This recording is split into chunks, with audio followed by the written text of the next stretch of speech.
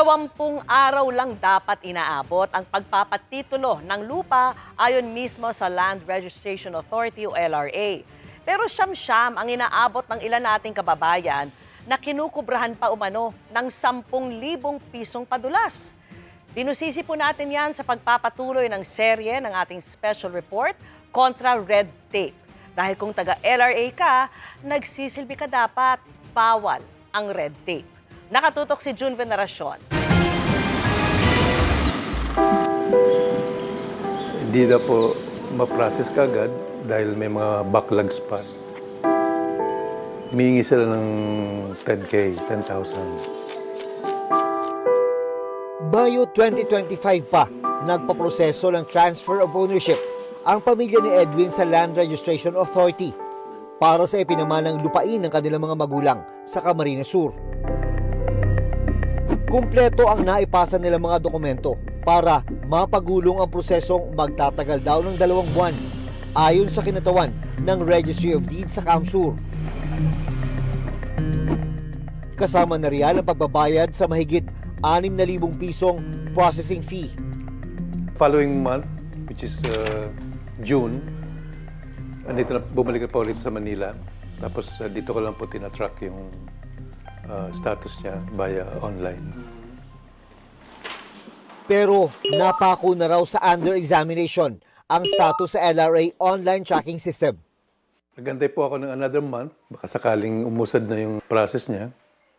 Still po under examination pa rin. Nung August 26, may pinapunta po kaming yung relative sa office ng Registry of Deeds para mag-follow up. Hindi na po ma-process kagad dahil may mga backlogs pa. Hanggang sa may nag-alok na mapabilis ang proseso. Hindi sila ng 10,000. Kasi yun nga, maraming mesang dadaanan. Harapan pong hiningi ito Hindi naman po kami pumayag kasi unang-una, ba't kami magbibigay ng lagay? Nagbayad naman kami sa kanila. Ang binayaran namin na 6,000 lang para sa processing, hihingi sila ng 10,000 as lagay.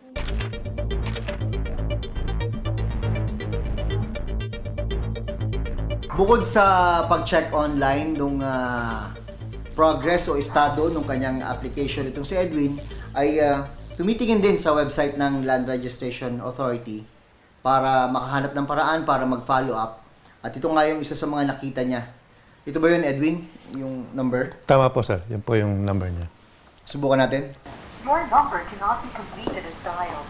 Please check the number and dial it. Ganyan po lagi. Ganyan lagi? Ganyan lagi. Ano pakiramdam? Kaya naririnig mo, namumblema ka na nga sa proseso. Frustrating. Wala talaga. Saka bakit pa may ganyang number kung hindi naman gumagana? Sumubok naman ba kayong magpakuha ng numero sa mismong opisina? Opo, may number nga po. Dito na. Subukan natin. Galing na to sa kanila mismo, ha? Your number cannot be completed as dialed. Ang prosesong 2 buwan lang sana, abay, inabot na ng siyam-siyam. Baka pinatatagal nila dahil expect sila na maglalagay na lang siguro to kasi masyado na matagal. Sa report na ginawa ng ARTA noong 2025, itong Land Registration Authority ang panglima sa pinaka-inirereklamong ahensya ng gobyerno dahil daw sa mga mabagal na transaksyon dito. Sa buong bansa, merong nasa mahigit 160 Registry of Deeds o RD ang kanilang pangunahing mandato, land registration o pagpapatitulo na karaniwang nagtatagal ng 20 araw depende sa klase ng transaksyon. Nakipag-ugnayan kami sa pamunuan ng LRA para makuha ang kanilang panig. At ang Register of Deeds ng Quezon City na si Attorney Albert Kilala ang iniharap nila sa amin. 2 bagay ang pagpapatitulo ng lupa. Una, kung ang lupa mo ay wala pang titulo, ita-transfer mo dahil ibebenta ng may-ari. So, mga complicated na transactions yan, yung mga extrajudicial settlements of estates, yung mga pamana, marami ho kasing requirements yan. Pero yung ordinary sale, ordinary donation, mabilis po yan, basta kumpleto ho ang requirements. Paano tumagal? Aba, kasalanan namin, then they can contest that. Sa proseso ng transfer of ownership, gaya ng ipinagawa ng pamilya ni Edwin, mabilis na raw ang 2 buwan. Pero hindi na bago kung magkaroon ng backlog ang kanilang mga RD. Nangyayari yan kasi pagka medyo nagkakasakit yung mga empleyado, kakaroon sila ng kaso fortuito, nagkakaroon ng bagyo, kakaroon ng baha. Ayon sa LRA, sa Registry of Deeds sa Kamsur, nakaapekto umano sa usad ng transaksyon ang pagre-retiro ng hepe noong nakarang taon. Yung po bang mga delay, may mga nag-iisip kasi na hindi kaya sinasadya ito para pagkakitaan yung mga kumukuha? Alam mo, hindi ako magiging manhid sa inyo dyan, no? Posible. Kung ang fixer naman ay mag-post as someone who is in charge with that presentation of documents, wala ko kayong magagawa doon. As we go on, siguro naman in the near future, we will be able to pluck this kind of unscrupulous individuals. Humihingi rin ng pasensya ang ahensya sa kanilang problemadong linya ng komunikasyon. Nasa 60 ang mga empleyado dito sa Quezon City Registry of Deeds. Pero ang kanilang mga inaasikasong transaksyon kada taon, umaabot daw sa 100,000. Kung ano ang problema sa kakulangan ng tauhan sa opisinang ito, ganun din daw ang sitwasyon sa iba pang Registry of Deeds sa iba't ibang parte ng bansa. Simple lang ang frontline services na makikita sa bawat RD. Ito yung unang hakbang na iyong pagdadaanan. Ito tinatawag na grooming. Yung officer of the day, titingnan lahat ng mga dokumentong dala mo. Magkulang, babalik siya, ma'am? Yes po. Kailangan niya pong kompleto kasi hindi din po mapaprocess pag kulang po yung document. Anong kadalasan ang kulang? Yung mga nagpupunta. Usually sir, hindi nila nakakompleto tong taxes, tax clearance.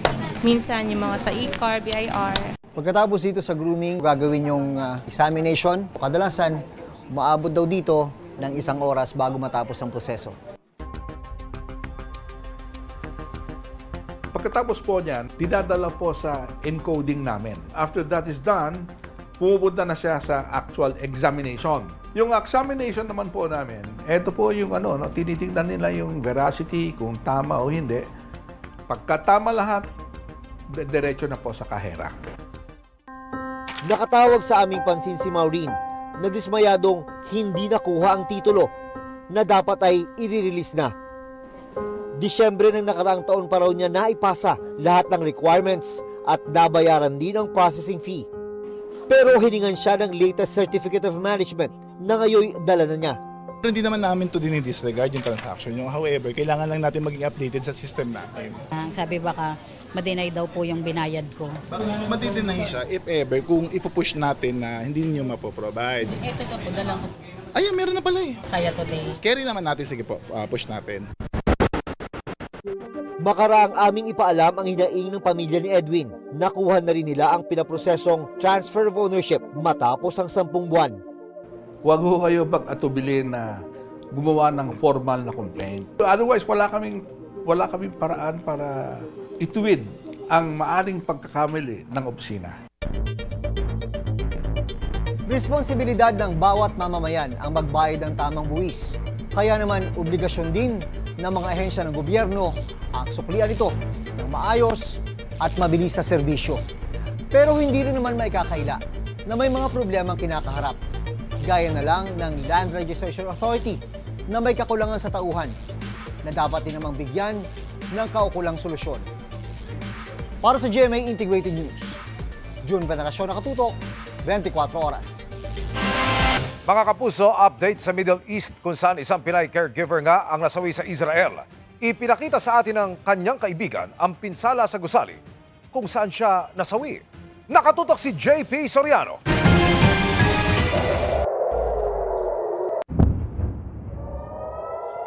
Sa nagpapatuloy na airstrike sa Israel, isang Pilipino na ang kumpirmadong nasawi, si Mary Ann Velasquez de Vera. Siya po ay isang caregiver sa Israel na tinutulungan ang kanyang alaga para dalhin sa bomb shelter. Ngunit hindi na po nakaabot sa bomb shelter at inabutan na sila bago sila nakarating. Na-move niya to safety yung kanyang employer, pero siya nadaganan yung impact na punta sa kanya. Oo. So another act of bravery on the part of our kababayan. Ang kaibigan at kapwa OFW sa Israel ni De Vera labis na nagdadalamhati, lalo na nang makita ang gusaling tinutuluyan ng kaibigan. And then, wow. I cannot explain. Talagang yung kaba ko sobra-sobra na. Alam mo yung parang luluwa na sir yung yung puso ko. Naturally naman sa ating Pilipino yon na mas uunahin pa yung kapakanan ng employer, hindi niya maiwan kaysa i-save yung sarili niya. Kwento ni Mel, isa raw talaga sa pangarap ni Mary Ann o Michelle ay ang magkabibi na sila ng asawa. Hanggang nitong hapon sunod-sunod ang airstrikes mula sa Iran sa Israel. Sa missile strike na ito, 6 ang nasugatan. Tulong-tulong naman ang mga bomberong ito para maapula ang sunog ng hiwalay na pag-atake. Kita rin kung paano napulbos ang isang gusali. 9 na ang nasawi riyan habang patuloy ang paghahanap sa mga natabunan. Sa kuha nga ni Mel, makikita ang mga nagkabasag-basag na bintana sa ilang gusali dahil sa impact ng pagsabog. Entrance in our building. Ang OFW sa Qatar na si Lester, nasaksihan ang ilang araw ng airstrike. Ayun, no. Oh, yan na, nako. Dahil sa kaba, ipinagpasa Diyos na lang ni Lester ang nasaksihan. Jesus Christ, ligtas niyo po kami. Sa SOFAR app, makikita ang mga pulang ito na sumisimbolo sa dami ng missiles na pinakawalan dahilan para i-activate ang air raid siren sa bansa. Kaya may mga nagpalipas ng gabi sa underground stations, kabilang na ang mga OFW. May 22 Pilipino sa Israel na nagsabing gusto ng magpa-repatriate. Meron ding 30 Pilipinong nag-pilgrimage sa Jerusalem na stranded ngayon. But the biggest problem is that the airspace here in Israel is obviously closed. Tapos we were advised also by the Philippine Embassy in Amman, Jordan, that the airspace also in Jordan is closed. So parang ang hirap mag-repatriate via Jordan. So right now we're considering Egypt as a departure point. Aabot sa humigit kumulang 31,000 ang mga Pilipino sa Israel. The people the embassy people can continue functioning to give the utmost service sa mga community members. So we have to find a way. Ang Embahada ng Pilipinas sa Tehran, Iran, sinabing handa silang gawin ang lahat para mailikas ang mga Pilipinong nasa Iran sakaling magsabi sila na gusto na nilang bumalik ng Pilipinas. May 800 Pilipinong nasa Iran, karamihan kasal na sa mga Iranian. Para sa GMA Integrated News, ako po si JP Soriano, nakatutok 24 oras.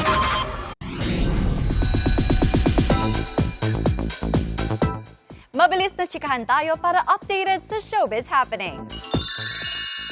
Humingi ng paumanhin si Mavi Legaspi sa mga naging issue sa kanyang hosting stint noong Big Night ng PBB Celebrity Collab Edition 2.0. Napanood na raw ni Mavi ang clips at tinawag pa itong cringe moment. Paliwanag ni Mavi, nagkaroon ng microphone delay kaya nag-echo ang kanyang boses habang nagla-live. Speaking of PBB, slay kong slay si Kapuso ex-housemate AZ Martinez sa kanyang sexy black birthday photoshoot. Masaya ring sinalubong ni AZ ang kanyang birthday kasama ang ilang ex-housemates. Kinilala naman bilang most valuable taxpayer ng taong 2025 si Alden Richards ng Bureau of Internal Revenue. Very humbled at grateful naman si Alden sa recognition. Mga kapuso, paunti-unting bumabalik ang ihip ng amihan sa ating bansa. Matapos mawala ng ilang araw, nagbabalik ang epekto nito pero hindi na gaanong malakas at umaabot pa lamang sa Batanes. Easterlies pa rin ang iiral sa malaking bahagi ng bansa at magdadala ng mainit at malinsangang panahon. Pero kahit nagsisimula ng tumindi ang init, posible pa rin ang ulan sa ilang lugar. Base sa datos ng Metro Weather, umaga bukas maaliwalas ang panahon sa halos buong bansa. Maliban sa ilang bahagi ng Caraga, pagsapit ng hapon, maaaring may pag-ulan na rin sa iba pang bahagi ng Mindanao. Maging alerto sakaling may malalakas na ulan dahil posible ang banta ng baha o landslide. Mababa pa rin ang tsansa ng ulan sa malaking bahagi ng Luzon at Visayas. Kung may pag-ulan man kalat-kalat at panandalian lamang sa Cagayan, Isabela at Cordillera. Mainit din sa Metro Manila pero hindi inaalis ang tsansa ng localized thunderstorms. Samantala, sa latest outlook ng Pag-asa, posibleng may mabuong bagong low-pressure area sa labas ng Philippine Area of Responsibility sa silangan ng Visayas at Mindanao sa mga susunod na araw. Mababa ang tsansa nitong maging bagyo pero patuloy na umantabay sa mga susunod na update. Kung kwekwentahin ay kaduda-duda para kay Senador Ping Lacson, ang pahayag ng 18 nagpakilalang dating sundalong naging empleyado umano ni Zaldico. Ayon kay Lacson, kung ipagpapalagay na totoo ang sinabi nilang nag-deliver ng 805 billion pesos ng nakamaleta, kahit anya 24 oras na magtrabaho ang mga nag-deliver, ay aabutin sila ng 5 taon para matapos yan. Kabilang dyan ang pagbubuhat, pagbibilang, pagbabalot at pagde-deliver ng pera.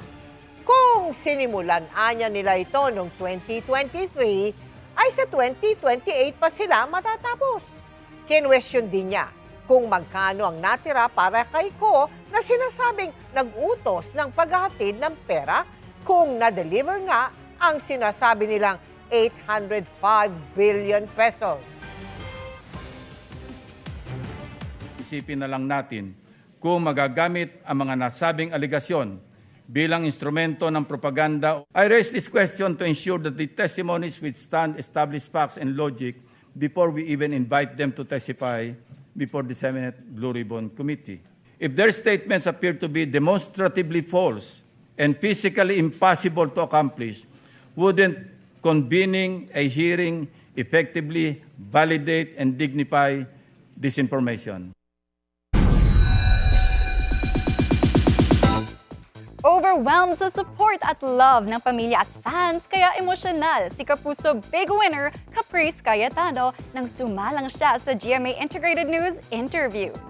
Sinagot din ni Caprice ang pag-ship sa kanya sa Kapuso's second big placer na si Heath Coronales. Makichika kay Nelson Canlas. Hindi pa rin makapaniwala si Caprice Cayetano na siya ang itinanghal na Kapuso Big Winner sa katatapos lang na Pinoy Big Brother Celebrity Collab Edition 2.0. Masaya kahit maraming challenges ang naging journey ni Caprice sa loob ng bahay ni Kuya.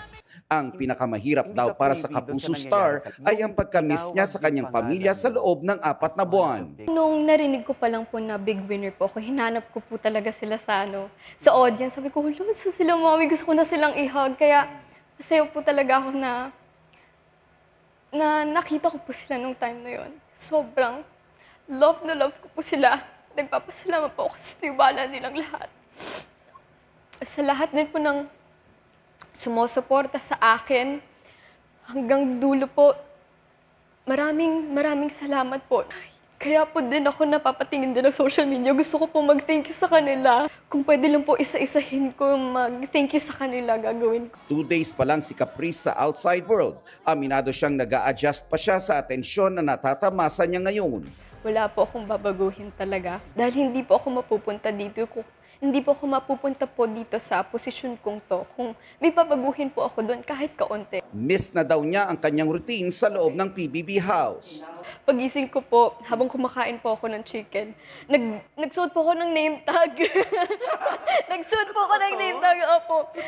Tapos nagising po agad ako kasi nga po masaya po talaga ako. Tsaka na-excite po ako na tumingin sa window, tinitignan ko po yung mga kotse. Nagsuot po ako ng name tag. Tapos sabi po nila, ba't ang aga ko nagising? Sabi ko, niloloko ko po yung family ko na ginising po ako ni Kuya. Nag-alarm na po yung kabataang Pinoy. Oh. Anak niyo po ako si Tagaktak. Nagsimula sa pag-arte si Caprice noong 5 years old pa lang siya. Marami siyang naging proyekto sa Kapuso Network, kabilang ang Mulawin versus Ravenna, For Señorita, at Kambal Karibal. Siya lang ang ibig sabihin. Sa kanyang pagbabalik as a teenager, ginawa naman niya ang Cruz versus Cruz bago siya naging housemate. Bilang artista, kailangan na raw niyang sanayin ang sarili niya sa iba't ibang issue tulad ng rivalry sa showbiz. Kailan lang ay naging laman ng mga online comments si Caprice at kapwa Big Winner niyang si kapamilya star Lela Ford. Have you at some point talked about it na parang, pinag-aaway tayo ng fans? May ganun kayo? Before pa po kami na mag-social media ganon, nalaman ko naman na po yun. Tsaka sabi ko po talaga sa kanya, alam mo, huwag ka mag-worry. Walang magbabago. Tsaka sabi ko po, mag-focus lang tayo sa kung anong friendship yung meron tayo. Siniship din si Caprice ng maraming fans sa co-housemate niyang si Heath Hornales. Ani Caprice, ang nagsimula bilang isang inside joke ay tila nanganak ng isang tambalan. May fan club na nga ang Cap Heath. Kita ko po talaga siya as little Siyempre, brother. di ba? I mean, artista ka eh. Alam mo at some point na magkakaroon ka ng ka-love team. Are you open to maging ka-love team si Heath? Ako po talaga, simula po nang pumasok ako sa bahay ni Kuya, ang goal ko lang po talaga is magkaroon po ako ng sariling career and mag-focus lang po ako sa craft ko. Yun lang naman po. Pero mabait naman po si Heath. Wala naman po akong any problem sa kanya. At 17, nauwi ang usapan namin sa crushes and love life. Ako po, hindi ko naman po siya naiisip pa kasi mas gusto ko pong i-enjoy lang yung teenage life ko. Kasi yung love life, yung mga crush, andyan lang naman po yan. Pero yung pagiging teenager, mabilis lang po yan. So gusto ko po i-cherish lang, i-enjoy lang po. Nelson Canlas, updated sa Showbiz Happenings.